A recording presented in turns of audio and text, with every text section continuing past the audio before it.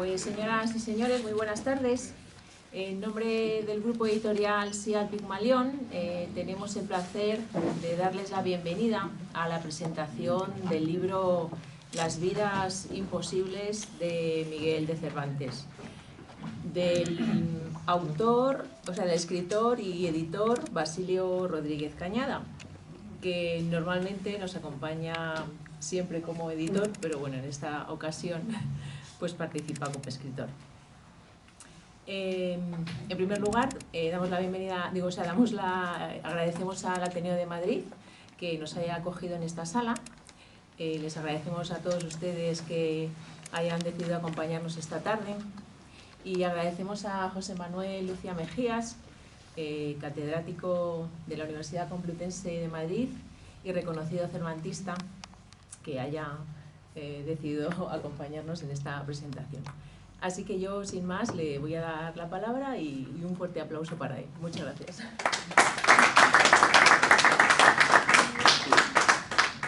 No sé si está ahí, pero José, no sé si te tiro algo. Bueno, yo creo que se escucha bien ahora. Un poquito bajo, ¿no? Sí, ahora ya. Bueno, buenas tardes. La verdad que Raquel, si lo bueno breve, 2 veces bueno, lo tuyo es 4. O sea, fantástica. O sea, muy bien, porque de Basilio se podría decir mucho y ha sido muy, digamos, comedida en todo lo que podrías en el momento de comunicarnos de este autor que nos trae estas vidas imposibles de Miguel de Cervantes, ¿no? Bueno, vamos, además, tenemos no solamente la suerte de tener comitastros en la sala, sino además tenemos a Paco, que ha hecho un maravilloso prólogo, que realmente es casi todo un estudio de la obra, y ni más ni menos que tenemos a quien fue Miguel de Cervantes, Antonio de Sosa, más cosas cervantinas. Has sido, Miguel, has hecho más de... Menos Sancho Panza. Menos Sancho Panza, de todo. Don Quijote también, en un momento dado también hiciste. O sea que en un momento dado tenemos ahora casi otra vida imposible entre nosotros, ¿no? Así que es un verdadero placer, y tantos amigos y conocidos y personas, digamos, también relacionadas con la literatura. En este Ateneo, que bueno, pues es la casa de la palabra, y como tal, en un momento dado, pues siempre es un placer tener y recordar a esos grandes autores y, en este caso, volver sobre las posibilidades de su propia vida, ¿no? Bueno, vamos a hacer un pequeño diálogo con Basilio, que nos cuente muchas cosas sobre el libro, pero yo sobre todo quería comenzar precisamente hablando sobre estas vidas imposibles de Miguel de Cervantes, ¿no? Precisamente lo que tiene de fascinante el acercarse a la vida de alguien. Es decir, al final, ¿cuántas vidas tenemos cada uno de nosotros? O sea, es decir, que realmente cuando mucha gente se me acerca y me dice, es que yo sé cómo fue Miguel de Cervantes. Dices, tú sabes cómo fue Miguel de Cervantes. Seguramente ni el propio Miguel de Cervantes sabía cómo era él sí mismo, como también nosotros nos pasa. Quiere decir que también a nosotros, en un momento dado, si nos pidieran definirnos o ser lo que somos, o de alguna manera plantearnos cuál es nuestra vida, ¿cuántas vidas podríamos contar? O incluso cuántas vidas podríamos no querer contar, o cuántas vidas en un momento dado estaríamos mezclando entre lo que vivimos, lo que recordamos, lo que en un momento dado que hubiéramos querido vivir. Es decir, realmente eso es uno de los elementos básicos que al final tiene la vida, como lo tiene la literatura. Y precisamente si Cervantes es ese gran autor, y es el autor que nos convoca 400 años después de haber escrito El Quijote y tantas otras obras, que es decir, no dejarle como ese autor menguante que solamente hubiera escrito una obra cuando realmente dedicó toda su vida a escribir y a disfrutar de la literatura. Digo que si le recordamos, y es tan importante y ha sido la base de eso que llamamos la novela moderna, es precisamente porque él ha conseguido, o él consiguió crear en ese, sobre todo Don Quijote, pasar del personaje en un momento dado, es decir, del estereotipo, de algo que en un momento dado era una vida ya completamente establecida y hecha. Pensar en cualquier personaje en un momento dado anterior al Quijote, pues cualquier libro de caballerías, cualquier caballero, o sea, el bueno, el malo, da lo mismo que sea el protagonista o sea en un momento dado el villano, son estereotipos, o sea, tienen una vida, solamente una vida. Es decir, son aquello que en un momento dado les han dibujado, les han escrito, ¿no? Acuérdense de esa maravillosa frase que me encanta de Roger Rabbit, de cuando dice, es que a mí me dibujaron así, o sea, yo no quiero ser mala, pero claro, es que me han dibujado así y entonces pues no me queda otra, ¿no?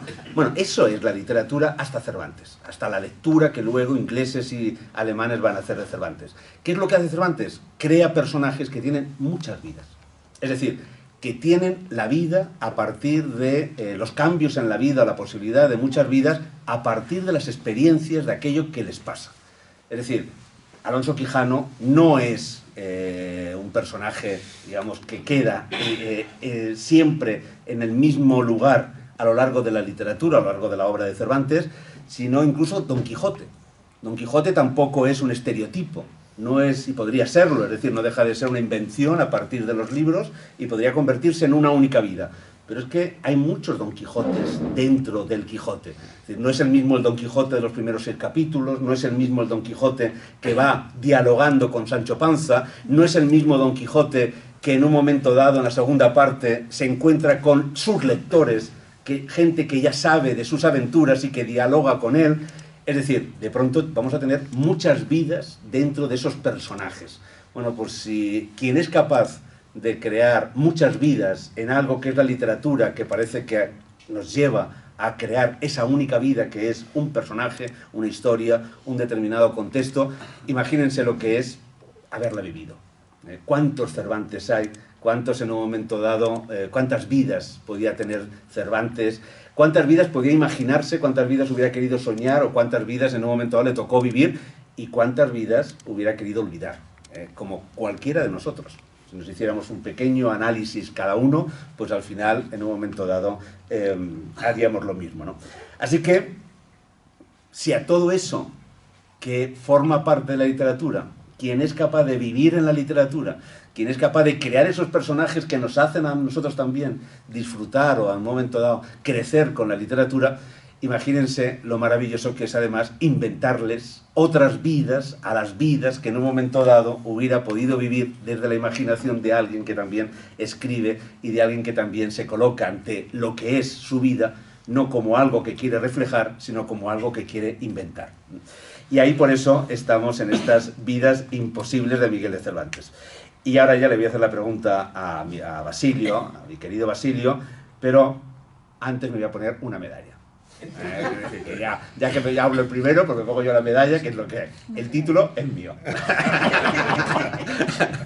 El título inicial era Las vidas posibles de Miguel de Cervantes, y cuando me lo dijo, que además estábamos en Túnez, y en un momento dado dije, no, mucho mejor, quiere decir, en un momento dado, más que las vidas posibles, que eso es, son las vidas imposibles, quiere decir, en un momento dado ese imposible es además entre paréntesis, que crea ese otro universo que también es por donde se desliza en un momento dado la literatura, porque es donde se desliza en un momento dado también nuestra lectura, nuestra imaginación, nuestra capacidad en un momento dado de dialogar, no como discutir con que eso fue o no fue, sino precisamente entrar en el maravilloso juego de la literatura, que es de pronto decir, bueno, tú has imaginado eso, yo ahora voy también a imaginarme a partir de lo que estoy leyendo una vida, precisamente que es la de Miguel de Cervantes.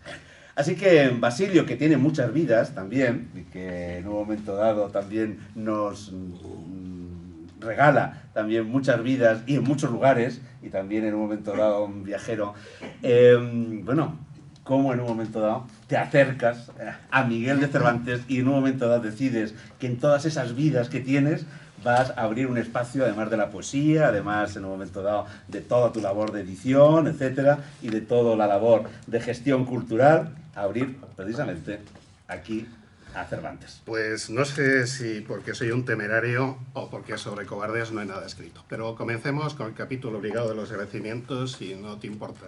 Quiero dar las gracias a esta casa, que es la mía también, y especialmente a las dos secciones que convocan el acto, la sección de literatura y la sección africanista.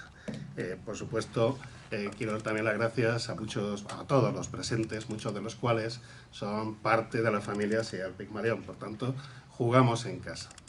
Aunque me preguntes cosas complicadas y incluso alguna escabrosa, me siento muy arropado. Muy arropado en primer lugar.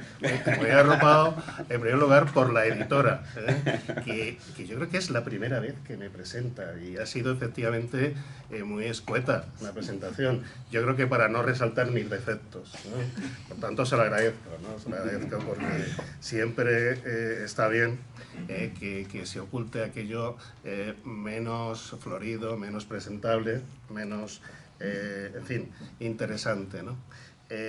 Gracias, editora, gracias, y espero que me publiques el siguiente libro también. Vamos a ver, ¿cómo se nos ocurre esta aventura cervantina?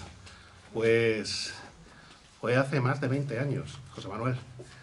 Hace más de 20 años tuve la idea de pergeñar una novela sobre ese cautiverio atípico de Cervantes. 5 años en Argel, con un régimen de libertad, al menos en ciertas etapas, que le permitía salir del cautiverio, salir de esos baños, ¿no? Y confraternizar, relacionarse con el paisaje y el paisanaje de Argel, ¿no?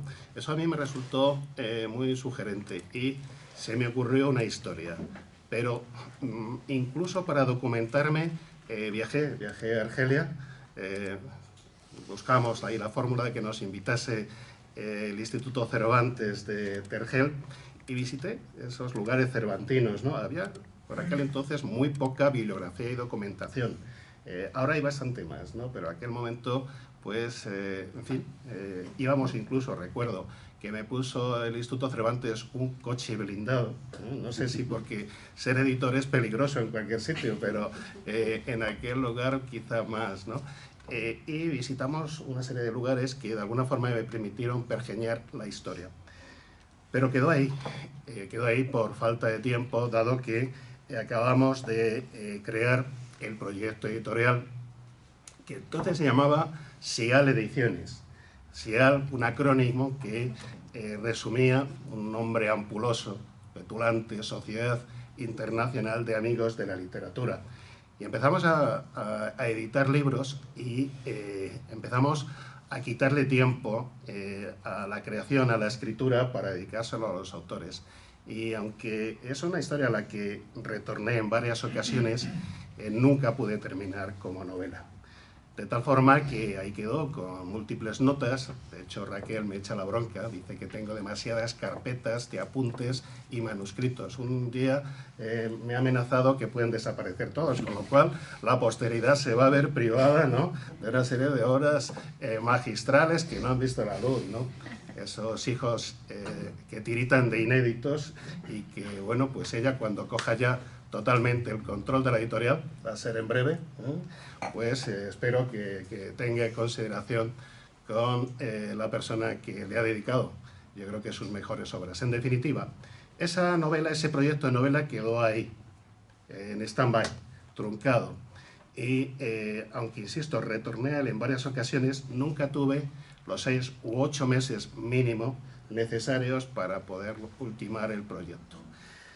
Fíjate aquí que, gracias a ti, nos invitaron el pasado año a la premier del Cautivo de Amenábar. Yo iba con la ilusión de encontrarme una superproducción sobre Cervantes. Dije, por fin se hace en este país una superproducción, porque había habido otras series y películas, pero no con el presupuesto, no con el despliegue mediático del Cautivo. Y fuimos muy felices y contentos, ¿no?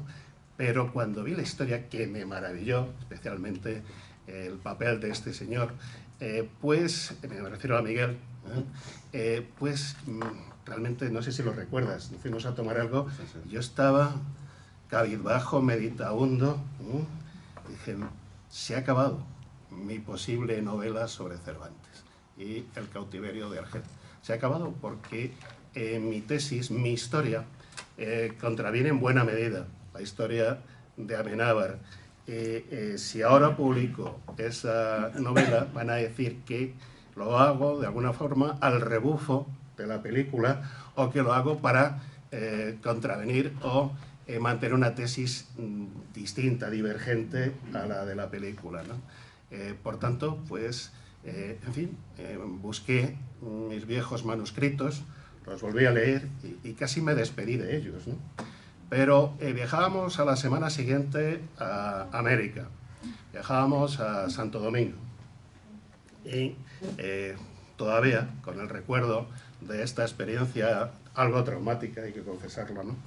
Pues estábamos en Punta Cana, donde por cierto estuvo a punto de devorarme una fiera marina, y no es metáfora, ¿no?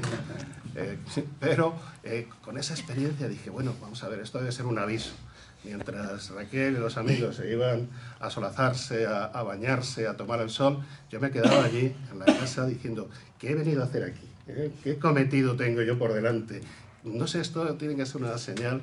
Y recordé la historia y dije, vamos a ver, si no voy a poder escribir la novela, ¿por qué no al menos rescato la historia?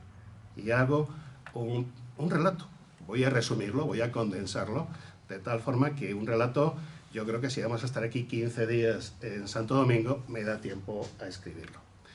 Y dicho y hecho, pues ese mismo día me puse manos a la obra, después de curarme las heridas de la morena, porque es cierto, no estoy diciendo falsedad alguna, es cierto que fui atacado por una morena, que no fue ella, precisamente, y con mis codos, claro, yo no estaba para ir a la playa, ¿no? Con mis codos, rodillas y demás ensangrentados, bueno, curados, me puse a escribir, además con una excelente compañía, ¿no? Porque descubrí el ron Leyenda. ¿Lo has probado? No. Pues te lo recomiendo. Lo tenemos que probar juntos cuando vayamos, ¿no? Con el ron Leyenda de compañía empecé a escribir la historia y en 3-4 días tenía mi historia.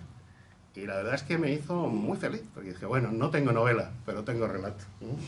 Y incluso tuve la osadía de dárselo a leer a un amigo escritor con el que estábamos y a un editor, pero un editor de periódico, del periódico El Caribe, el de mayor tirada de Santo Domingo, perdón, República Dominicana.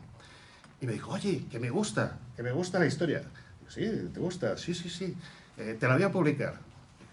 ¿Un periódico cómo vas a publicar? No, te la publico por entregas.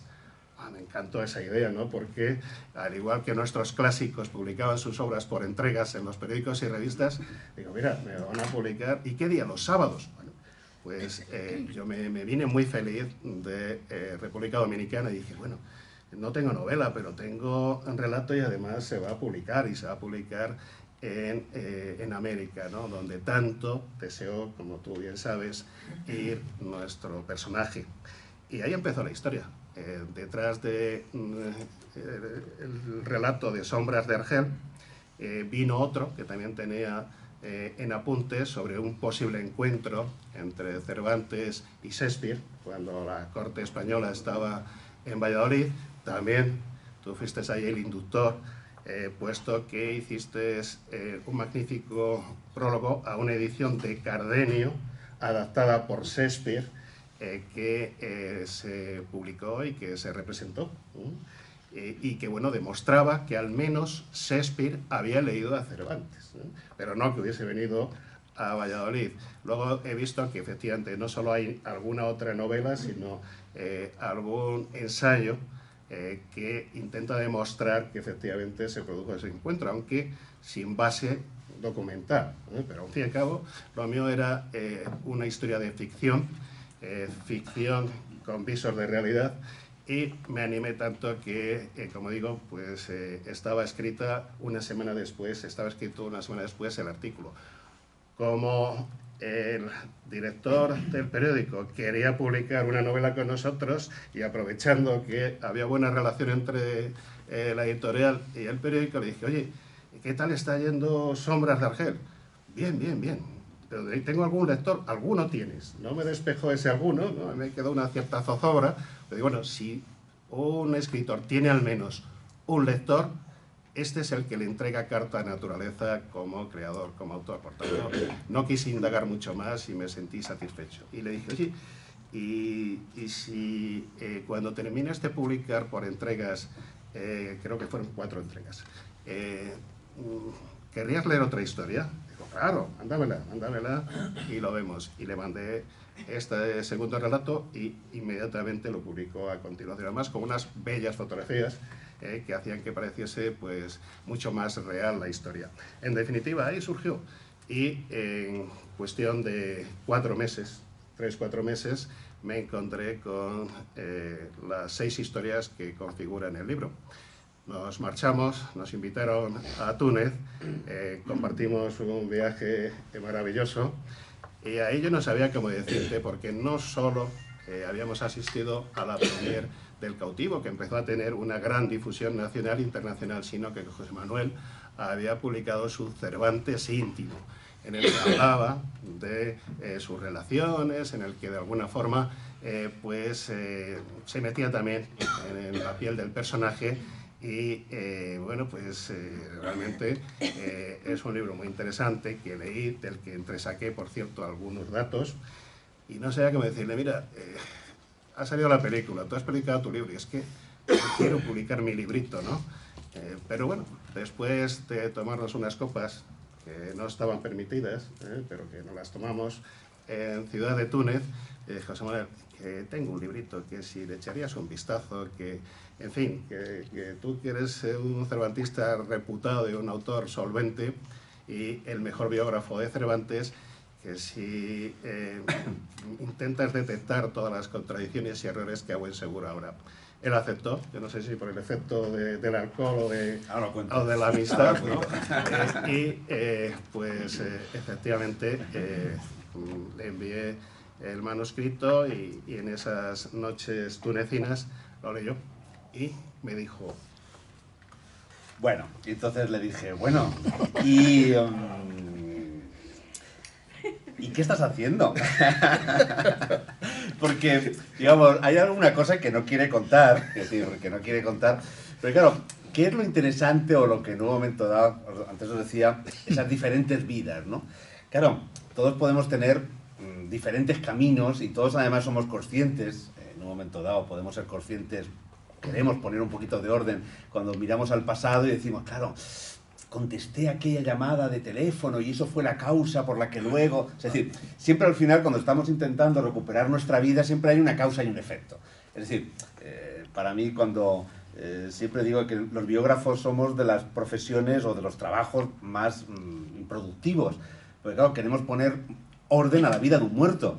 Pero orden a la vida es ya un oxímoron, quiere decir, en un momento que estamos haciendo, inventándonos una vida, es decir, porque al final es, claro, como tuvo ese trabajo, de pronto conoció a esa persona, como conoció a esa persona le pasó eso, bueno, cuántas cosas en un momento dado dejamos en el camino y no hay orden en la vida, por eso precisamente la vida es maravillosa vivirla, ¿no? Entonces, lo interesante de que hace en un momento dado y que se mete en un momento dado Basilio, es que no toca, digamos, en un momento dado al azar cualquier aspecto de la vida de Cervantes y de pronto dice, me la voy a imaginar. O sea, de pronto, que es lo que, esos 6 relatos, ¿no? Que no es decir, bueno, pues quiero ahora hablar de... No, toca esos puntos en donde no hemos podido llegar, donde en un momento dado los biógrafos y la academia o los datos, o en un momento dado nuestra capacidad de comprensión del pasado, no podemos llegar más allá que quedarnos en el umbral de estos son los datos y no podemos tomar ninguna decisión. Entonces, en ese punto en el que en un momento dado, por ejemplo, que ahora vamos a hablar del primer relato, en un momento dado nos encontramos con que hay un hecho, digamos, en este poner orden, tenemos a Cervantes que está estudiando para ser secretario en Madrid, que tiene unas ciertas posibilidades de encontrar un hueco en ese Madrid, piensen, 1569, que es un Madrid fascinante. Está empezando la gran capital digamos, del imperio, del imperio, de la monarquía hispánica. Es decir, se está todo por montar, está todo en construcción. Todo un sistema que luego va a dar sus capacidades de gestionar un territorio, como es el que va a tener Felipe II, se está ahora poniendo. Y en ese estar poniendo en construcción, de pronto hay un chavalito ingenioso, con muchas inquietudes, y en un momento dado está consiguiendo encontrarse un lugar, ¿no? O buscando un lugar. Bueno, le tenemos ahí, de pronto no sabemos nada de él, y de pronto le tenemos en Roma. Y de Roma, luego a los 2 años, 1569, en 1571 le tenemos en la batalla de Lepanto. Claro, de pronto nos encontramos con un hueco. ¿Qué ha pasado? O sea, y en esa necesidad de poner orden, de decir, ¿qué ha pasado en un momento dado entre estar en Madrid, parecer tener que tener ya un camino hecho, y de pronto romper completamente ese camino y irse a Roma? Entonces, de pronto, en 1560, a principios del siglo XIX, se publica en 1863, aparece un documento en donde se le insta a unos alcaldes a que tomen preso a un tal Miguel de Cervantes, porque ha sido acusado y ha sido sentenciado, es decir, que en un momento dado un delito, y por el que le tienen que cortar el brazo derecho, o sea, la mano derecha, y 10 años de exilio en la corte. Claro, de pronto tenemos ese Miguel de Cervantes, que un delito, y lógicamente la explicación, la lógica, es decir, bueno, pues claro, tuvo en un momento dado, en este caso, se plantea un duelo en la corte, al lado del Alcázar, y por tanto un castigo, y ese castigo le hace que vaya huyendo, y ese huir le lleva a Roma, etcétera, etcétera. ¿Qué puede ser? ¿O no? Entonces ahí nosotros nos tenemos que quedar en el abismo de las posibilidades. O sea, puede ser que este Miguel de Cervantes sea nuestro Miguel de Cervantes, o puede ser que ese Miguel de Cervantes sea otro Miguel de Cervantes que ha tenido un duelo y que ha tenido un juicio, y por tanto ha tenido que en un momento dado salir huyendo para no tener ese castigo.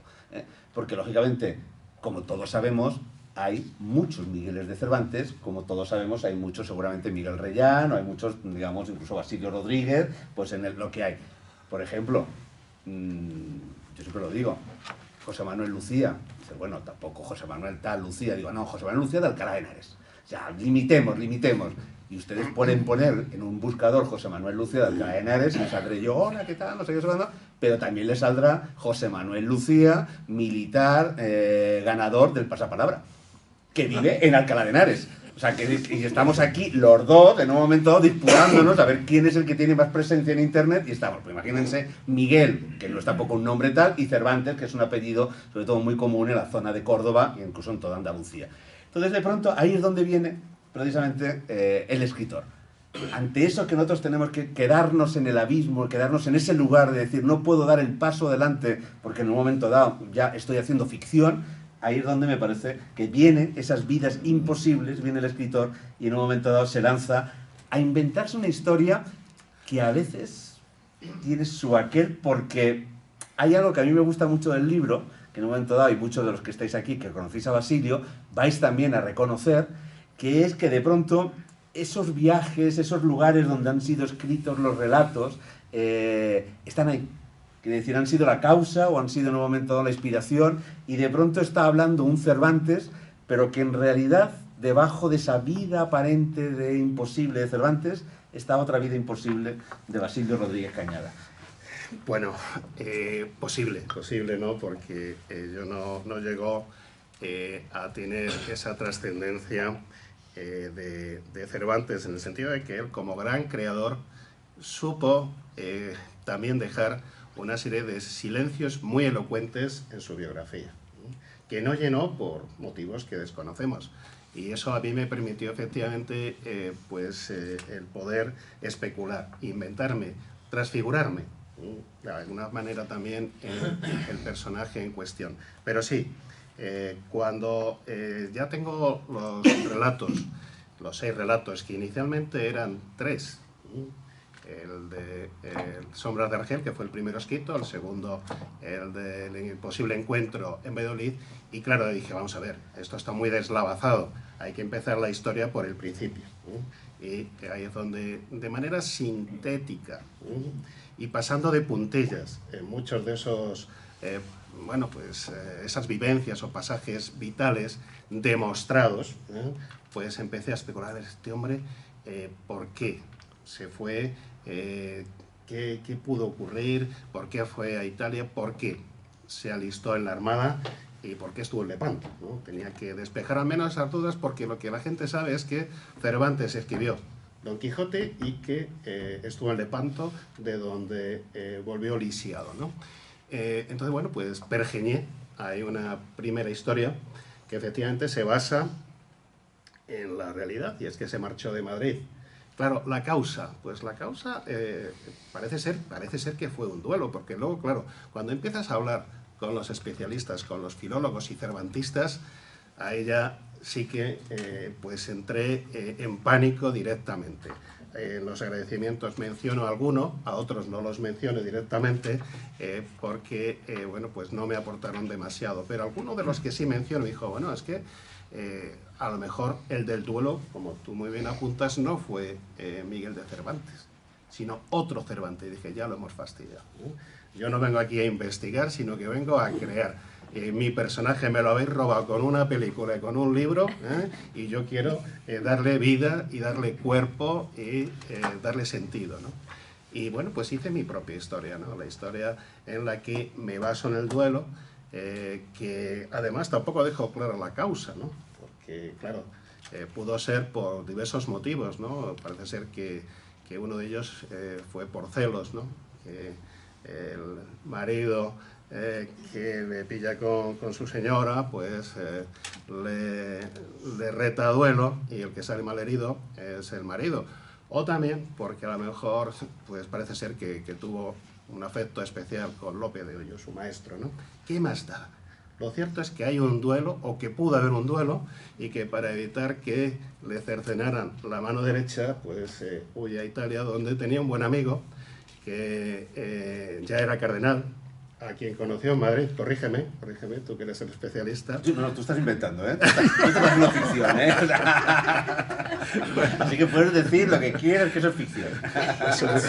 Bueno, pues para mi ficción lo que hago es convertirle en asistente de Aquaviva, a quien había conocido supuestamente en Madrid, y con el que, bueno, pues tiene una excelente relación. No llegó a ser secretario, pero era asistente. Yo también me invento que en algún momento pues hizo algún escrito, alguna carta, pero un personaje inquieto como Miguel de Cervantes no estaba a gusto en esas tareas de asistencia y quería un mayor protagonismo. Por tanto, toma la decisión de alistarse en la Marina. Y le tenía que llevar a Lepanto, le tenía que dejar pues manco o con el brazo izquierdo inútil, ¿no? Y efectivamente, pues le meto, eso sí, bien asesorado, había leído bien las biografías de José Manuel, dice que no, que algún detalle pasé por alto, pero bueno, sí que palabras, palabras textuales. Yo digo que era un soldado bisoño, eso es literal suyo, ¿no? Que estaba con fiebre cuando la batalla, también lo leí en tu biografía, y que no obstante pues él quiso subir a cubierta, y aunque estaba en un segundo plano, pues participar en la batalla, ¿no? Bueno, en mi historia pues efectivamente había otro, curiosamente, Miguel Cervantes, no de Cervantes, y eso sí que está contrastado. Luego me han dicho que incluso había más posibles Miguel Cervantes en la Armada en ese momento, pero yo me conformaba con uno más, tenía suficiente para urdir una trama en la que el soldado bisoño se encuentra con el soldado, el viejo y avezado soldado, y en la misma batalla él estaba en primera línea, y cuando es herido, en mi historia, no voy a hacer spoiler, no se preocupen, cuando es herido Cervantes va a socorrerlo, y en ese momento pues recibe un tiro que es pues el que acaba con su vida, ¿no? Es decir, ahí se mezclan ya pues recuerdos, vivencias, objetos, y eso da pie a que ultime esta historia, ¿no? Bueno, ya tenía esa primera historia, que era el arranque que enlazaba con las otras dos. Una historia que yo estoy convencido que efectivamente pues tiene muchas patas cojas, pero a mí me sirvió, y lo cierto, y esto voy a poner también una medallita, algún lector o lectora que la leyó, especialmente hice un ensayo en el Real Casino de Madrid, leí esta historia y la siguiente, y yo veía a la gente llorando y dije, o es muy mala la historia, o hemos logrado tocar el corazoncito de la gente. No sé, qué es lo que ocurrió realmente, pero bueno, ultimé la historia y me encontré con esas 3 historias. Pero seguía siendo una mesa con 3 patas. Sí, sí, ahora vamos a las otras. Porque hay una parte, digamos, que quiero destacar del libro. Es decir, o sea, si nos quedamos solamente en este juego ahora de ficción y realidad, ficción, historia, etcétera, parece que, en el fondo, casi Basilio es un trilero de las palabras. Es decir, voy a jugar aquí en un momento dado con una historia, las posibilidades, etcétera. No, él hace literatura. Es decir, y por eso hay una cosa que es maravillosa, que es decir, ¿dónde nos lleva la literatura? ¿Por qué la literatura tiene este espacio que además necesitamos? Porque al final la literatura lo que nos va a ofrecer son certezas. Es decir, lógicamente yo desde la ciencia tengo que ofrecer todas las dudas que en un momento dado estén planteándose. Y en un momento dado tengo que quedarme en ese espacio, como os decía, en el abismo, de decir, hasta aquí puedo llegar.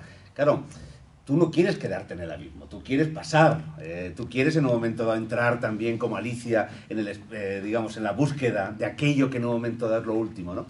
Y eso es lo que hace precisamente Basilio, porque cuando uno lee los cuentos de Basilio está leyendo cuentos en donde de pronto todo aparece con una certeza tan absoluta que es la que nos da la literatura, no es en un momento dado el relato de un historiador o el relato de un crítico, ¿no? En una casa modesta, no lejos de la iglesia de San Benito, vivía Miguel de Cervantes Saavedra con su familia, su esposa, doña Catalina, su hija Isabel y otras mujeres de la parentela que compartían gastos y estrecheces. No era un hogar pobre hasta la miseria, pero tampoco un hogar de holgura. Las cuentas nunca cuadraban y Miguel en sus 58 años ya sabía que la fortuna no se inclinaba fácilmente hacia los hombres de letras. Había publicado apenas unos meses antes la primera parte de su ingenioso hidalgo, Don Quijote de la Mancha. El libro corría de mano en Madrid y en Valladolid, causando comentarios encontrados. Unos lo celebraban como ingenioso, otros lo tachaban de simple burla. Pero lo cierto era que el nombre de Cervantes empezaba a sonar con fuerza en los corrales de comedias y tertulias de escribanos. Miguel lo sabía y a ratos se enorgullecía. En otros momentos, sin embargo, lo invadía la duda. Había gastado años de su vida en papeles que nadie quiso imprimir y solo ahora, al borde de la vejez, veía su nombre en boca de extraños. ¿Sería duradero ese eco? ¿O acabaría como tantas otras modas de pliegos de cordel olvidado en una década? Y así empieza el relato.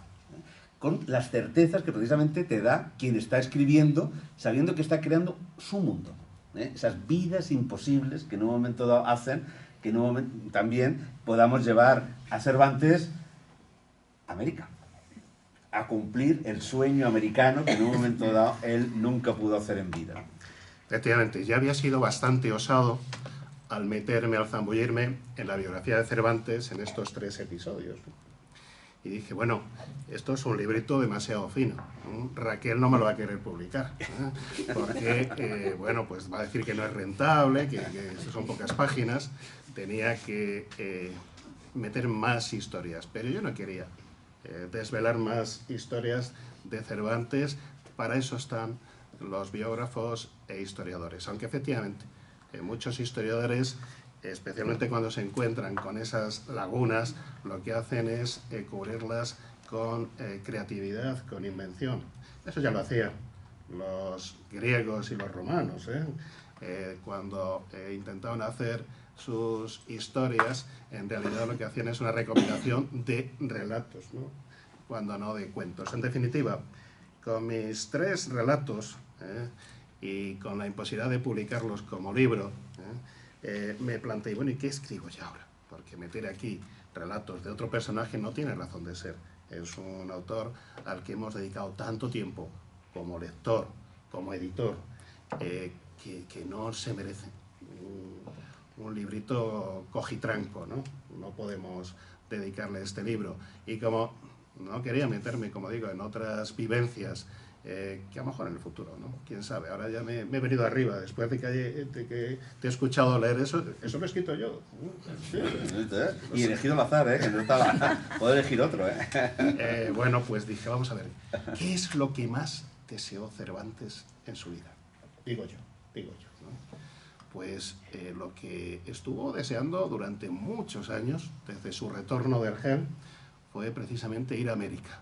¿Qué es lo que a mí me ha apetecido durante muchos años en contra de la voluntad de Raquel? Pues abrir una cabeza de puente en América para la editorial. Había una cierta similitud. Y dije, bueno, pues mira, ¿por qué no le traspaso yo mis deseos y experiencias a él, que tuvo sus anhelos truncados durante tantas veces? Al menos tú dices que 5 veces en tu biografía, ¿no? Puede que más. Y dicho y hecho, dije, vamos a ver, ¿dónde he ido más veces a América? A Colombia. ¿Dónde quiso ir Cervantes especialmente? Luego, por supuesto, pues me he enterado que también deseó ir a otros lugares, pero ¿dónde quiso ir? A Colombia, a Cartagena de Indias. Bien como contador de galeras, o bien también solicitó un par de puestos más. A mí me gusta lo de contador de galeras, eso suena muy bien. Y como... Dinerito. ¿Qué es lo que vamos buscando con la editorial allí? Esto le va a gustar a Raquel, ¿no? Claro.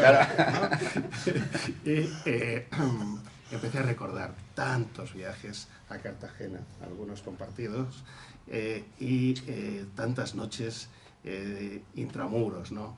Inventándome historias, ¿no? Y dije, bueno, vamos a llevarla allí porque conozco parte del paisaje, conozco muchos lugares. ¿Y qué habría hecho él? ¿Qué habría hecho él en Cartagena de Indias, en un puesto en el que efectivamente controlaba los barcos, tendría además de un buen sueldo, en fin, otras aportaciones y podría tener una vida desahogada? Y además era una Cartagena que era una fusión de gentes donde seguro que tendría una vida libérrima, y él, que fue un hombre comedido acá en España y en la corte, allí se sentiría suelto, ¿no? Se sentiría a sus anchas. Y vamos a inventarle una serie de historias. Y nos lo llevamos a Cartagena, empezó a desarrollar su trabajo y encontró una serie de personas con las que confraternizó y tuvo una serie de experiencias que no vamos a contar, ¿no? Muy placenteras. Placenteras. Bueno, y de ahí a Soconusco, a Guatemala, México, digamos, de gobernador, ya que hablamos de dinero, pues ahora sí, de poder, ¿no? Una vez que teníamos ya la historia de Cartagena, que también mandamos a ver si nos seguían publicando en el Caribe. Dije, esto es causa, hay que continuar, tenemos lectores allí. No cobramos, pero tenemos lectores. Bueno, como la editorial, entonces. Para la editorial. Y dije, vamos a ver, ¿dónde deseó, después de Cartagena, ir con más interés? Pues, ¿dónde he querido yo ir con más interés, Raquel, después de Colombia? A México. México. Dije, bueno, pues perfecto. ¿Dónde quiso ir? Al Soconusco, al actual Chiapas. Pues vámonos al Soconusco, vamos a convertirle en gobernador de Soconusco y a ver qué pasa. Y ahí surgió pues otra historia muy loca, con ciertas similitudes con Cartagena, pero con muchas diferencias, ¿no? Y bueno, pues así ya teníamos 5, ¿no? No hay quinto malo, ¿no? Y dije, si no, no hay quinto malo y esta historia no me disgusta, pues vamos a por la sexta, ¿no? ¿Y qué ocurrió en la sexta, te acuerdas? Bueno, tienes aquí el Caballero del Altiplano, ¿no? Claro. ¿Dónde hemos ido en América que nos hayan recibido con guirnaldas de flores, con bandas de música, con, en fin, un despliegue de todos los centros educativos, los niños coreando, los poetas.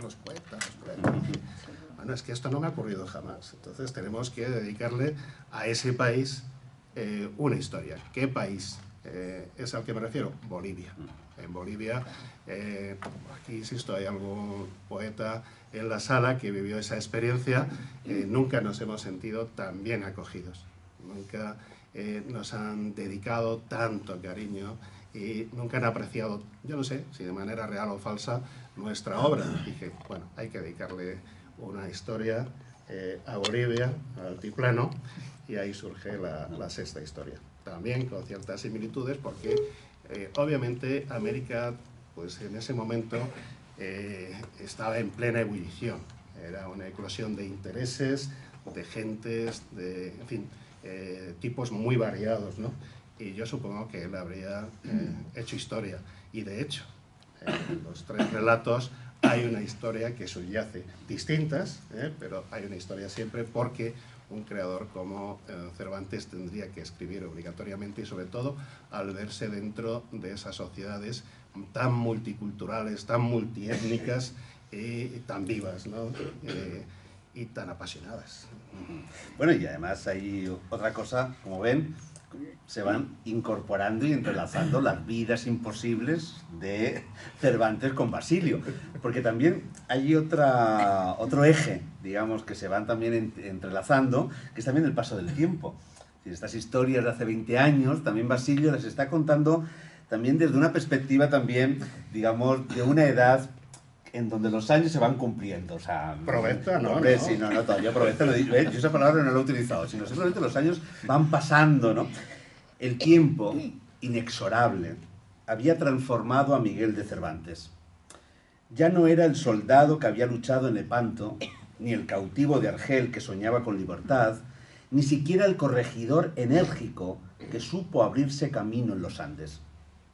Era ahora un hombre anciano, de barba encanecida y mirada serena, que caminaba con lentitud por los corredores de su casa en La Paz, acompañado del murmullo de su familia. Sus hijos habían crecido. Isabel, la mayor, se había casado con un comerciante criollo, Juana, la segunda, mostraba inclinaciones por la vida religiosa, y Miguel, el varón, soñaba con estudiar leyes en la Universidad de Lima. Cervantes los miraba con una mezcla de orgullo y melancolía. Eran la prolongación de su vida en un continente que ya se sentía suyo, pero también el recordatorio de que algún día llevarían su apellido por caminos que él no conocería. La novela que había escrito en Noche de Desvelo seguía circulando en manuscritos, copiada y comentada por estudiantes y frailes, por criollos que la leían como si en ella se revelara un secreto de su identidad. Cervantes lo sabía, y aunque nunca la vio impresa, comprendía que había sembrado una semilla en tierras fértiles. En sus paseos vespertinos por la plaza bajo el sol que teñía de oro las montañas, se detenía a contemplar la ciudad que lo había acogido. La Paz era ahora más grande, más ruidosa, pero en sus calles seguían cruzándose las mismas tensiones de siempre. Españoles y criollos, indígenas y mestizos, frailes y mercaderes, todos luchando por un lugar en un mundo en constante transformación. Al caer la noche, solía sentarse junto a Isabel, su esposa, ya también entrada en años. Compartían recuerdos, los primeros días de su matrimonio, las fiestas patronales, los viajes por el altiplano. Ella lo escuchaba leer pasajes de su obra y aún reía con las ocurrencias del caballero errante que había nacido de su pluma. Como ven, ¿de quién está hablando? ¿De Cervantes o del propio Basilio con sus 3 hijos? Bueno, pero tenemos 2 varones y una chica. Ahí son 2 chicas y un varón. Pero es cierto. Sí, 2 chicas y un varón, efectivamente. Sí. Pero es cierto que la segunda se llama Juana y nuestra segunda se llama Juan. No me ha caído en eso. ¿Ves lo que es la mente? ¿Has visto? Y eso es lo que tiene, ¿no? Que también al final, ¿qué es lo que tiene la literatura? Es decir, o sea, el autor en un momento dado, ¿qué está haciendo? Está entrelazando también en un momento dado sus recuerdos, sus experiencias, sus sueños, sus ilusiones, en un momento dado con aquello que es el que da cuerpo y que da sentido a ese personaje que al final está creando. O a esos personajes, porque yo creo que también, aunque es verdad que los 3, digamos, textos que tienen América están más entrelazados entre ellos, pero al final son 6 Migueles de Cervantes, o incluso más, podría haber más Migueles de Cervantes aquí, en estas 6 vidas imposibles que nos está regalando. Sí, porque posiblemente en alguno de esos textos que escribe también se estaba proyectando, ¿no? Igual que lo hizo con Don Quijote y Sancho. Pues mira, me has desvelado algo que yo no había caído, ¿no? No sabía que me había proyectado tanto, ¿no? En la historia, ¿no? Sí que es verdad. Ahora tengo que confesarlo, ahora que estamos en Petit Comité. Nadie va a ver esto, ¿no, José? Nadie va a ver esto. Pues es que también había otra razón muy poderosa. Y es que aunque no tengo méritos para ello, resulta no soy académico de la RAE, ni lo voy a ser jamás como tú, que sí lo vas a ser, pero ¿dónde me han nombrado como académico? Eso. Soy académico de la Academia Nacional de Historia de México, qué curioso. También soy académico correspondiente de la Academia de Bolivia, ¿no? Y también soy académico de la Academia Boyacense de Colombia. Tenía que hacerles un regalo. Tenía que agradecerles esa confianza que habían depositado en mí sin merecerlo, y ese fue también esa fue otra de las razones poderosas que me obligó, entre comillas, a dedicarles esas historias respectivas, ¿no? Era mi gratitud a esos pueblos que me habían acogido, que me habían reconocido, y bueno, yo lo único que tenía pues eran mis palabras, ¿no? Mi gratitud verbal y escrita, y bueno, pues de alguna forma eso también se ha convertido en un presente, ¿no? Sí, no era consciente de ello hasta que ahora mismo lo has leído tú, pero efectivamente, aunque no estamos todavía en una edad provecta, y aunque yo me he empeñado toda mi vida en quitarme 10 años, en contra de la voluntad de Raquel y de otras personas, al final la realidad es la que es, ¿no? Y estamos haciendo balance vital en muchos aspectos, ¿no? De hecho, este año pasado para mí ha sido un año en ese aspecto crítico, ¿no? Te das cuenta de que el tiempo ha pasado, no los años, las décadas, ¿no? Y cuando haces balance, ¿qué hemos hecho? Bueno, pues hemos publicado más de 2.300 libros. Como editor estamos justificados. Como poeta, pues es que hemos escrito mucho, pero ¿cuántos lectores? Pues a lo mejor lo podemos contar con los dedos de las manos, de los pies y alguno más prestado, ¿no? Y como narrador, pues es que no hemos hecho nada. Bueno, pues vamos a intentar hacer algo que merezca la pena, con el temor de incurrir en un género, tener la osadía de hacer algo que pueda sonar a imitación, que pueda sonar de alguna forma a un intento, ¿no?, de cuajar una serie de relatos e historias que no estén a la altura, con lo cual ese demérito repercutiría en todo lo demás. Fue esa osadía que me refería antes, ¿no? Y sobre todo con un personaje como Cervantes, que es patrimonio, no es patrimonio nacional, es patrimonio internacional, ¿no? Pertenece a todos los lectores. Creo que el resultado final, sobre todo después del cariño y de los consejos de personas como tú, pues no es demasiado vergonzante, ¿no? Pero se puede mejorar. No te pongas nada falso modesta, es decir, no. Es un libro fantástico, sobre todo porque además, o sea, si lógicamente uno se enfrenta a esta ficción queriendo leer un libro de historia, bueno, pues es como en un momento dado, si uno quiere echarse unas risas, es el listín telefónico. Allá tú, pero difícilmente un listín telefónico va a conseguir en un momento dado esa finalidad, ¿no? O sea, si uno en un momento dado se plantea que esto es un libro de historia, está equivocado. Si cree que también va a leer una novela histórica o unos relatos históricos y tal, está equivocado. Porque esto es ficción. Quiere decir, y eso es la maravilla que tiene. Quiere decir, que es ficción a partir de una serie de un personaje que nos atrae, un personaje con el que vamos a dialogar, un personaje que en un momento dado además nos va a llevar a un lugar o diferentes lugares. Pues, estamos en Madrid, estamos en Roma, estamos en un momento dado en Argel, vamos a estar en Soconusco, vamos a estar en La Paz, es decir, un montón de geografías, Cartagena, que decías, que en un momento nos va a instalar allí.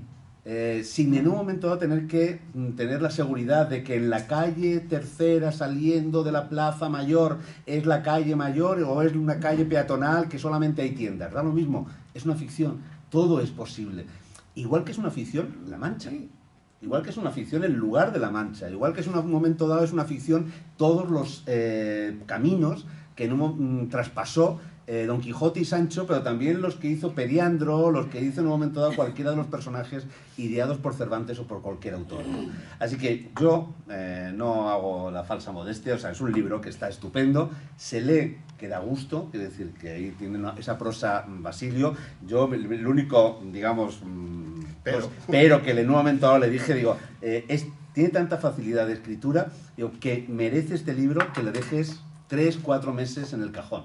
O sea, déjalo ahí, olvídalo, o sea, no tal. Y luego a los 4 meses vuelve, porque seguramente hay aspectos que tú mismo ahora con la distancia pues te vas a dar cuenta, cosa que en la escritura directa uno piensa que ha hecho todo totalmente, ¿no? Pero bueno, yo entiendo que la editora tenía muchas ganas de publicar, estaba insistiendo que tenía que en un momento dado sacar el libro ya, entonces bueno, pues ante esa dificultad de decirle que no a Raquel, pues yo entiendo que en un momento dado pues no dejara ese tiempo en el cajón, ¿no? Pero es un libro que se lee estupendamente, se disfruta muchísimo y sobre todo dejarse llevar. O sea, si uno de pronto va a enfrentarse al libro, va en un momento dado a estar en un enfrentamiento y decir, no, eso no es así, o sea, etcétera, bueno, pues ya está. O sea, has perdido el placer que te está dando la literatura, que al final es hacernos que nosotros también podamos vivir otras vidas. Esas otras vidas imposibles que nuestro cuerpo, nuestro tiempo, nuestra geografía no nos permite hacer. Y la literatura y libros magníficos como el de Basilio sí que en un momento dado nos permite vivir otras vidas, en este caso muy posibles, al estar leyendo Las vidas imposibles de Miguel de Cervantes. Así que enhorabuena por el libro magnífico que nos regalas. Muchas gracias. Yo quiero agradecerte esta contracubierta tan maravillosa. A mí me dejó muy preocupado. Una de esas noches tunecinas me dijo, no tienes que publicarlo. No tienes que publicarlo, déjalo ahí, reposar tranquilamente. Además, ¿por qué no te planteas hacer historias más largas? Puede que aguanten estos relatos, que sean convertidos en novelas o en novelas breves, ¿no? Pero claro, efectivamente, cuando regresé con el libro ya terminado, pues Raquel quería publicarlo, tenía mucho deseo. Te lo quitó de las manos. Ya. Me lo quitó de las manos. Tienes que llevarlo a la Feria del Libro de Guadalajara como novedad editorial. Y dicho y hecho, lo publicamos y efectivamente unos cuantos meses después volví al libro y tenías razón, yo he encontrado solo 3 erratas, pero hay una por la que te tengo que pedir disculpas. Y yo no sé si tú te has dado cuenta, porque no me has dicho nada. Sí, pero soy un caballero. Eres un caballero. Bueno, la primera errata es en la contracubierta, que me pones cañadas, y tú sabes que es en singular, pero eso fue un error de corrección que se nos pasó. ¿Sabes de verdad cuáles son las otras 2? No. Ah, bueno. Pero tampoco hace falta que confieses aquí. No, hombre, sí, no, porque esta es lacerante, ¿no? Y en los agradecimientos, digo, en primer lugar, la publicación de este libro se ha demorado largo tiempo por diversos motivos. Ese largo tiempo es relativo. Parto primeramente de una novela sobre el cautiverio argelino de Cervantes, pergeñada y estructurada hace más de 20 años, pero que tras diferentes embates e intentos briosos, eso le gustó mucho a Raquel, lo de briosos, ¿no? Quedara ya para siempre inconclusa por falta de tiempo. De esas páginas manuscritas 2 lustros atrás surge el relato Sombras de Argel, sintetizando la idea original. Pero el proyecto de escritura se ha visto nítidamente influido por una serie de lecturas, conversaciones y vivencias que han sido determinantes. En primer lugar, la trilogía sobre la vida de Cervantes, escrita con José Manuel Lucía Mejías. La juventud de Cervantes, una vida en construcción, la madurez de Cervantes, una vida en la corte y la plenitud de Cervantes. Fue inspiradora para sumergirme en una vida tan intensa y rica como la que tuvo, imaginó o creó literariamente nuestro autor más universal. ¿Ahora sí has visto la errata? Sí, no te lo perdonaré nunca. Bueno, de alguna forma, los lectores nos convertimos también en autores.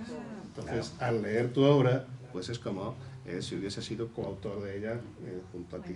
Prometo, en caso de que la editora publique una segunda edición, corregir esa errata, ¿de acuerdo? La otra, bueno, pues era una errata menor, pero existe, ¿no? Y yo te quería, pues, de alguna forma agradecer de verdad. Primero, tantas enseñanzas didácticas, pedagógicas, ilustrativas de la vida de Cervantes, ¿no? Me inoculaste tu amor al genio.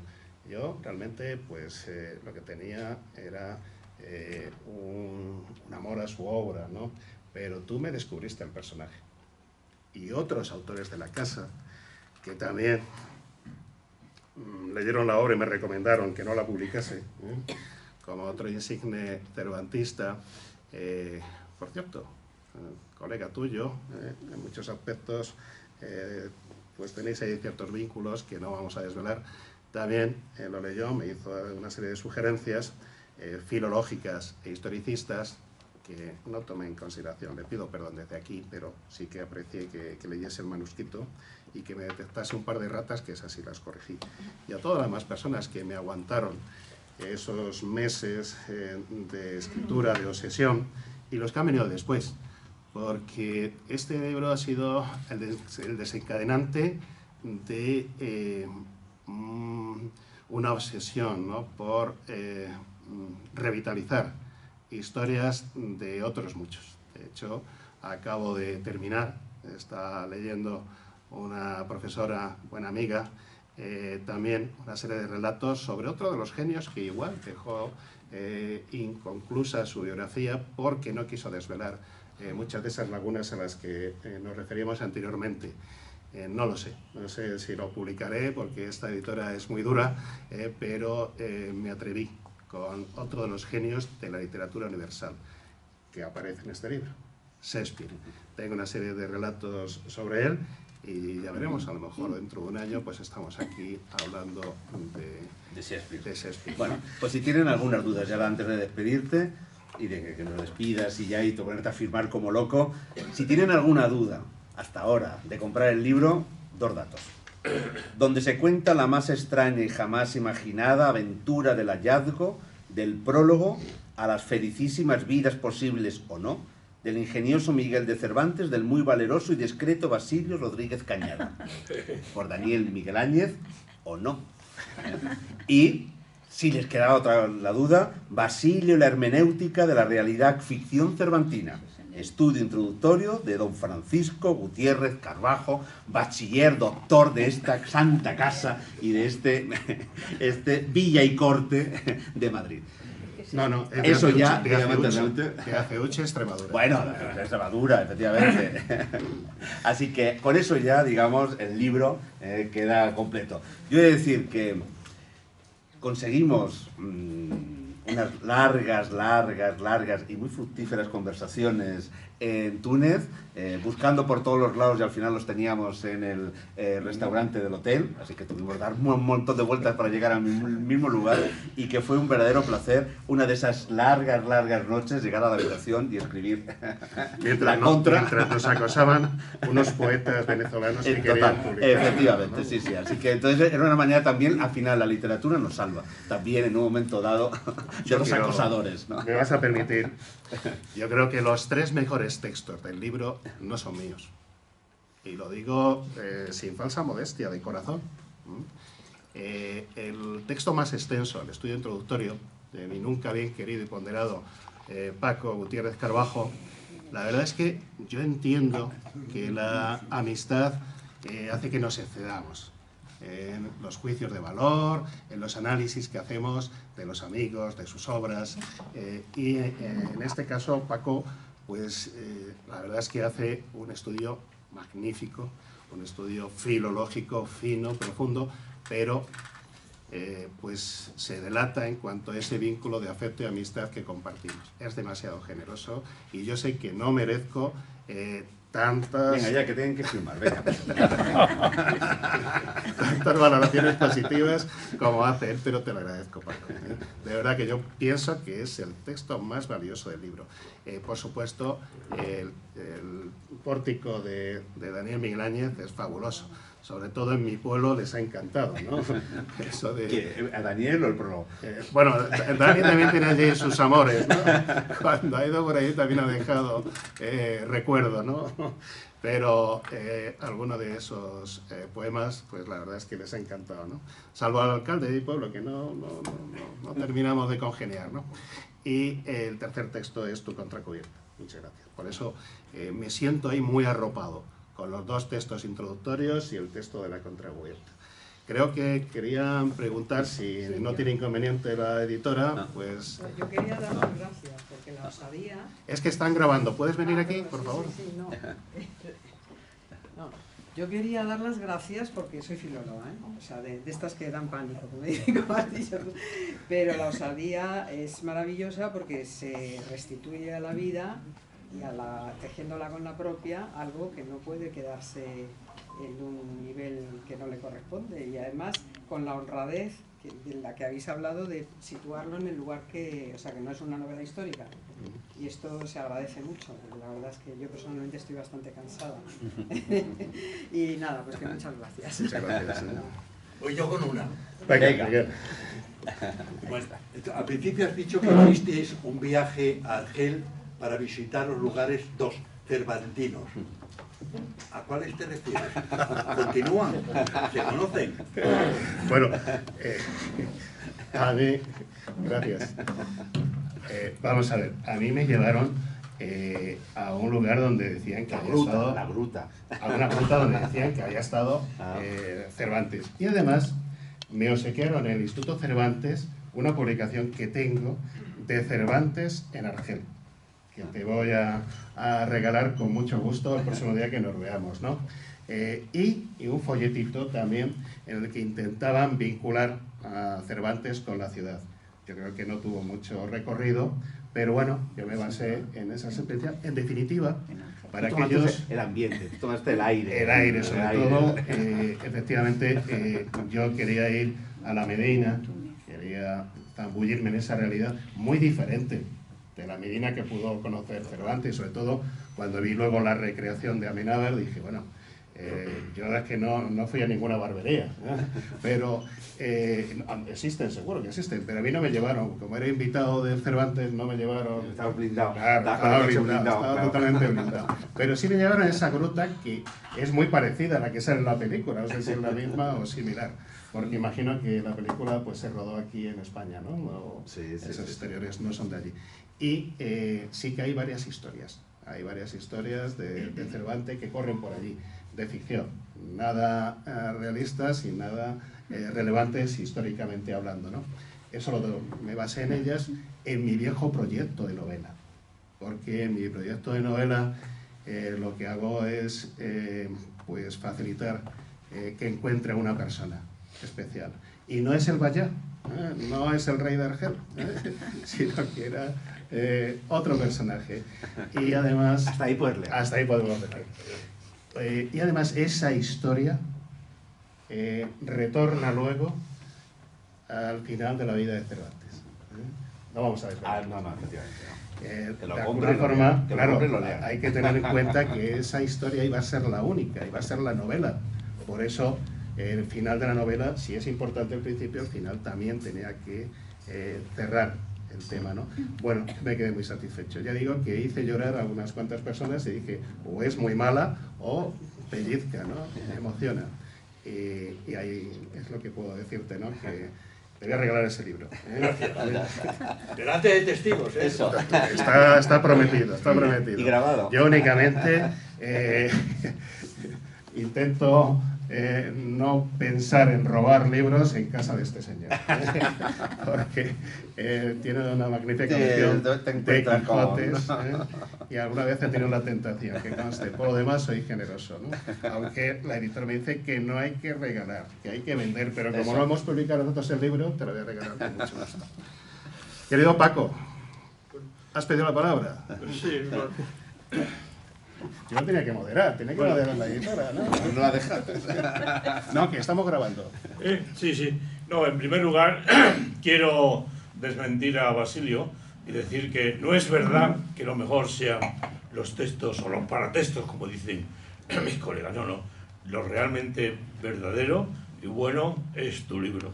Y lo poco bueno que puede aparecer ahí, bueno, pues me lo suscitó tu libro y que además me supo a poco.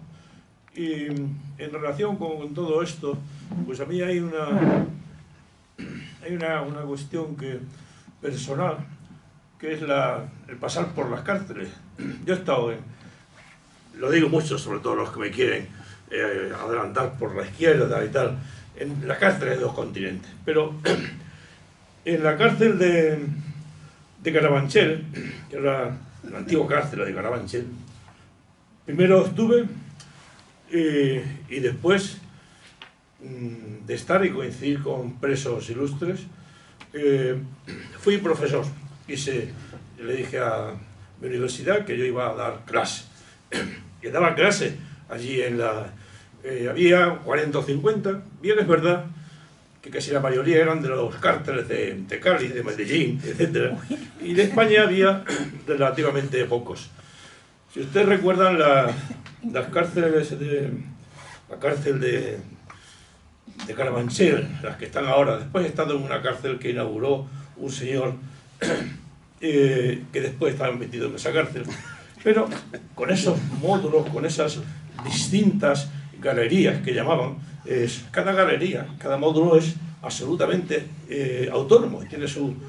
Y cuando yo tenía la clase, sobre todo en el invierno, que hacía mucho frío, la ventana no tenía cristales, y tenía que esperar a que llegasen los presos de las distintas galerías, y me ponían a mí en infernillo, todos llegaban muy contentos, profesor, tal, por acá, para allá, y con muchas aventuras por las que realmente estaban en la cárcel. Total que le pregunté un día a uno, de los pocos españoles que había, le faltaba un ojo, había matado a varios, no era mala gente, y le dije, ¿es verdad que es tan peligrosa la Galería 3 como dice? Dice, ¿qué va, profesor? Eso son mitologías. Digo, o sea, realmente esa era la mitología. Estamos aquí en un mundo de mitología, de ficción. Realmente, no sé, y yo pienso que dentro de... Y quizás no llegue a los 10 años, no vamos a saber si el que tenemos delante es Basilio o Lucío, o son realmente unos individuos que la inteligencia artificial... Pero ¿cómo no vamos a querer? Realmente todo es posible. Y he estado en muchas presentaciones y yo os he castigado con algunas, pero esta la he visto maravillosa. Qué bien, no sé si la habéis ensayado, creo que no, porque no nos hace falta, pero bueno, esa labia que tienen los dos, qué sabiduría, o sea, una cosa alucinante. Bueno, sí, de Raquel yo maravilloso, porque es una cosa, es rara la mujer en la que no encuentro la virtud, pero siempre veo algunas virtudes en las mujeres, son mejor que nosotros. Y a Raquel se lo he dicho muchas veces, y ya me conoce, y las palabras de Raquel pues valen. Pero aquí realmente habéis sido vosotros los que en el torneo ese, no sé quién rompe el brazo a quién. No lo ha roto, porque pues nada, ahora en lugar de romper el brazo, os habéis abrazado. Por eso. Un abrazo mío también. Muchas gracias.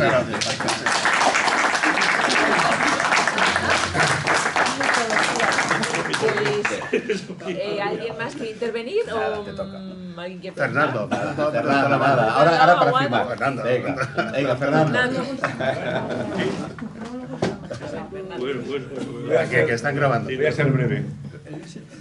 Hablando de inspiración. Si no te inspiran los versos, puede que te inspire el ron. Ya está. Bueno. Raquel tiene que... No, simplemente antes de que clausure Raquel, debo confesarte, Paco, que este señor y yo también hemos estado en la cárcel. Y no es verdad, es verdad. ¿Sí? Nunca me lo habíais dicho. Eso. No te lo hemos dicho porque hay ciertas Yo creo que había cosas... estado en una cárcel de amor, ¿no? Una cárcel... Bueno, yo le tengo mucho cariño, Claro, pero... efectivamente. Vamos a ver, si tenemos 2 minutos, contamos la historia. Bueno, Rápido. venga. Yo también estuve en Carabanchel cuando empezó la editorial. Con mi ex socio y una serie de poetas, pues quisimos también pues participar, hacer copartícipes a los presos de nuestra vocación, de nuestro amor a la literatura. Y estuvimos con un proyecto durante varias semanas dando cursos de iniciación a la lectura y sobre todo de creación literaria. Esto no lo sabe ni José Manuel, porque luego nos reencontramos después y nos convertimos en los editores oficiales de los presos de España, pero esa es otra historia. Simplemente una historia muy breve, pero yo creo que muy curiosa, del proyecto editorial. Íbamos los sábados a estos talleres y efectivamente se apuntó mucha gente al principio y dije, qué bien, qué éxito hemos tenido, ¿no? Realmente lo utilizaban como excusa porque permitían en esas actividades complementarias que viniesen los presos y las presas. Entonces venían a hacer manitas mientras nosotros hablábamos de poesía, pues ellos estaban haciendo manitas al fondo y estaban realmente felices. Y digo, bueno, nosotros nos pegamos un madrugón, venimos aquí los sábados, empezamos a hablar de literatura, les hacemos unos cuadernillos que regalábamos a todos, donde estaban efectivamente los de los cárteles colombianos, pero también pues estábamos contribuyendo a que confraternizasen, a que surgiesen parejas, a que surgiera el amor, ¿no? En la cárcel, ¿no? Y eso es algo muy gratificante, ¿no? Eso es una visión y un recuerdo romántico, pero real, real. De hecho, publicamos unas plaquettes donde dejamos constancia de estas experiencias literarias en Carabanchel. Pero luego, en Soto del Real me llevó este hombre, y no es que fuese un destino, sino que salió. Me llevó y no se quedó. Nos echaron directamente. Es más, el director impidió que viniese ningún medio de comunicación y a regañadientes permitió que presentásemos un libro que era Soto del Real. Relato. Sí, era una cosa... pero como todos a la cárcel, ¿no? No, historias desde la cárcel. Historias desde la cárcel. ¿No? Cuéntame. Sí, es que era muy bonito porque cumplía 20 años el instituto, o sea, el CEPA de Soto del Real. Y entonces en un momento de una cena, el director del CEPA, bueno, ¿por qué no hacemos un libro de conmemoración? Y entonces en un momento dado dice, pues mira, vamos a llamar a escritores que cuenten historias de cárceles. No sé qué, no sé cuándo. Entonces, durante la cena, ellos dos estuvieron contando las experiencias de los propios presos que ellos les contaban por su vida, etcétera, ¿no? Entonces dije, bueno, ¿qué sentido tiene llamar a un escritor para que se invente una historia de la cárcel cuando estas historias son realmente las interesantes, es decir, las que tienen? Démosles un taller y que ellos escriban, ¿no? Y fue muy bonito porque les dimos toda la libertad del mundo para escribir. O sea, de pronto decir, podéis escribir de cualquier tema, lo que sea, únicamente 4 folios, bueno, unas indicaciones, pero toda la libertad. Les dimos unos talleres y de pronto me llaman y me dicen, mira, creemos que no vale el libro, o sea, el libro no creemos que tenga valor literario, a lo mejor tal, ¿no? Entonces yo empiezo a leerlo, todos los relatos empezaban de la siguiente manera. Yo sé el día en el que me cambió la vida. ¿Cómo? El día que me cambió la vida. O sea, no tuve que coger ese teléfono que me planteó un negocio que no tenía absolutamente ninguna posibilidad de fracaso y ese negocio fue el que me llevó en un momento dado a hacer no sé qué. Yo no tuve que aceptar ser camello, no sé qué, no sé cuánto. Entonces, todos al final habían hecho toda la libertad, pero todos querían contar su historia y todos además que habían hecho la reflexión de cómo su historia en un momento había un punto en el que querían cambiarlo porque eran conscientes ahora de ese momento, ¿no? Y entonces dijimos, no, yo cuando lo leí dije, es un libro maravilloso. Y lo publicamos, Historias desde la cárcel. Fue una cosa preciosa, pero lo presentamos en la calle Libertad, en el Café Libertad. También los llevamos después de la cárcel. Después de la cárcel. Después los llevamos a la Feria del Libro. Y fue una cosa maravillosa hasta que de pronto llegó el director de la cárcel. Y entonces cuando en un momento dado le planteamos que queríamos hacer una presentación, que además había medios de comunicación que estaban muy interesados en un momento dado en estar allí, de pronto su contestación fue, pero bueno, hasta aquí podríamos llegar. ¿Qué se van a creer? Además estos inútiles, que además van a ser famosos. No, o sea, ni lo presentamos, ni os damos el permiso, ni dejamos que entre ningún medio, etcétera, etcétera. O sea, esa cosa de el antiguo, digamos, el sistema de pronto decir, no, si precisamente la cárcel no tiene que ser punitiva, sino precisamente convertir a estas personas que muchas de ellas, pues lógicamente, habían cometido o había habido en esas vidas posibles, habían tomado el camino que en un momento dado no era, porque no pensaban incluso que lo fuera, pero ahora que sí que han podido reflexionar, sabían que si volvieran al punto, no hubieran cogido el teléfono, no hubieran hecho esa cosa. Es un libro realmente maravilloso. Pero nosotros no hicimos caso. Sí, lo publicamos en la editorial. A pesar del director. Sí, claro. Pero, Miguel, no solo lo publicamos, sino que lo presentamos en la calle Libertad, el Café Libertad, ¿no? Por el valor simbólico del lugar. Y trajimos a 3 de los presos que habían salido en libertad provisional. Tenían que retornar 2 de ellos, pero uno de ellos ya estaba en un piso de estos de acogida, no sé cómo se llama exactamente, es la fase intermedia entre la libertad total y las salidas que les permitían pasar el día fuera. El editorial, sí. ¿Perdón? Libertad editorial. Libertad editorial, exacto. Bueno, pues realmente yo creo que ha sido uno de los momentos más gratificantes de nuestros 29 años de historia editorial. Ver ahí a esos 3 presos expresos, bueno, la verdad es que uno de ellos luego se convirtió en autor de la editorial. Sí. Publicamos 3 novelas del susodicho y se convirtió en famoso. Lo que ocurre es que no se desenganchó de sus hábitos y ya nos cabreamos la tercera vez cuando se presentaba borracho o drogado a las presentaciones. Pero, por ejemplo, una cosa muy bonita era esa expresión que en un momento estaba claro, las familias. Es eso, los presos, las familias. Y las familias de los presos, ¿no? Entonces de pronto se te acercaba a la madre y te decía, ¿a quién le tengo que dar las gracias? Y decías, bueno, su hijo, que no, quiero darle las gracias porque es la primera vez en mi vida en la que me siento orgulloso de mi hijo. Que de pronto mi hijo no ha venido a un problema, no ha sido de pronto a ver qué va a hacer, sino que de pronto lo he visto y de pronto he dicho, olé, lo he parido y lo volvería a parir. Y de pronto dices, ya está. O sea, si hemos conseguido resteñar esa herida, realmente ya hemos conseguido, al final eso, con la literatura, hacer esa vida posible, ¿no? Sí, medio segundo. Sí conocía tú esas experiencias, me lo has contado, no con tanto detalle. En la cárcel que yo iba, desde luego no había mujeres, había solamente hombres, y ya me extrañaba. Después, cuando había estado en otra cárcel moderna, sí que había mujeres y hombres. Y era elogioso, desde luego, la labor que decía. Vosotros, tú los sábados y lo hacías los viernes, todos los viernes del año. Y no es lo mismo esa labor que estar en el Chabolo, ¿eh? Claro. Eso es terrible. Y te voy a decir una cosa que tú no sabes, o a lo mejor sí, porque lo sabes todo. Que uno de los que van a tus actividades, han ido a tus actividades, ha sido carcelero. ¿En serio? Eso me tienes que dar luego detalles.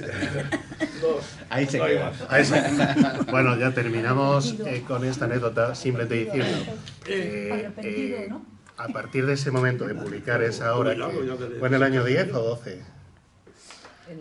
En el 12, en el año 2012, empezamos a recibir manuscritos de todos los presos de España, ¿no?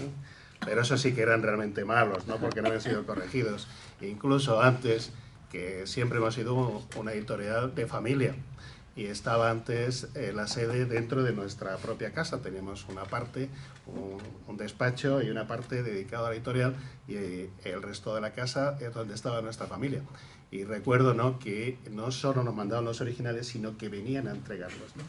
Y uno de los días que mis hijos eran muy pequeños, sobre todo mi hija era, pues eso, se acaba de cumplir 18 años, imaginaos, ¿no?, los que tenían el año 12, veo que vino un tío, que había un tío enorme, ¿no?, que venía con un manuscrito, Los Heraldos Negros, lo recuerdo, ¿no? Y ¿dónde está el editor? Creo que la cría se asustó tanto que se escondió debajo de su cama, ¿no? Pero la verdad es que fue una experiencia que yo recuerdo muy gratamente, porque no solo fue ese libro, sino luego las presentaciones, las 3 presentaciones del famoso Goyo, que fue el personaje al que rescatamos, pero que con la alegría de saberse famoso, pues se daba unos homenajes de AUPA, ¿no? Además coincidiendo con las presentaciones, ¿no? Y ya está. Pero sí, yo creo que eso fue una experiencia muy grata y que yo estaría dispuesto a repetir, pero en otras circunstancias. Bueno, hemos empezado con Cervantes en Argel, hemos empezado con la cárcel, hemos terminado con otra cárcel y ahora con Raquel, que nos da ya. Pues nada, pues levantamos la sesión, o sea, un placer haberles tenido aquí, muchas gracias por haber venido y nada, y el autor estará encantadísimo de firmar ejemplares, se lo digo yo, Claro. muchas gracias.